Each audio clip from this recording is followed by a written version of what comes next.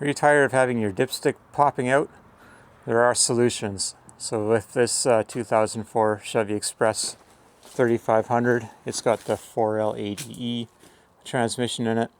The smaller vans will have the 60E in them, and so you can get a few different options. I got this one off of Amazon, and it was okay. Dorman also makes one, and the reason they pop out is because the dipsticks are too long. So if you look at the oil pan, the corner where the dipstick comes down, it's about that high off the bottom of the oil pan, and so it hits that spot and it puts pressure on this gasket here, and that's why you can kind of see it doesn't want to go in all the way, but you get the correct dipstick reading for whatever reason, the way it's designed.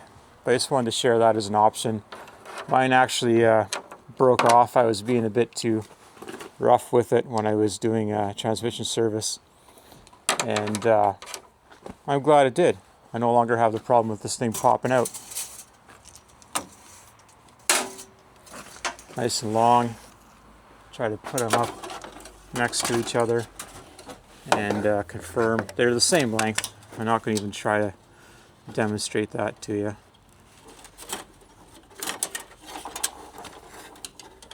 But see if we can get these markings to line up. Maybe you can see it on the black dipstick or not, I'm not sure. But the tips are in the right spot, and the cold and hot lines are in the right spot.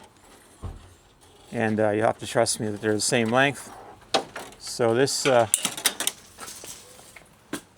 should solve your problems for dipsticks popping out unexpectedly. So anyway, hopefully that's useful. Thanks for watching.